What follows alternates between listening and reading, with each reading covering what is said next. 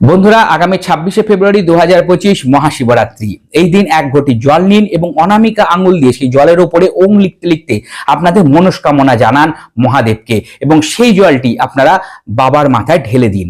দর্শক বন্ধুরা, সন্ধ্যের পরে এই দিন শিবালয়ে যান এবং একটি পদ্ম বীজ বাবার মাথায় দিয়ে আপনাদের আর্থিক উন্নতি, সাংসারিক উন্নতি এবং সুস্থতা কামনা করুন।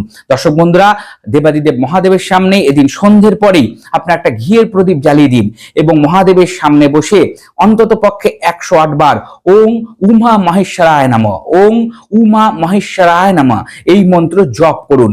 বেশিও করতে পারেন, তবে কমসে কম 108 বার অবশ্যই করুন।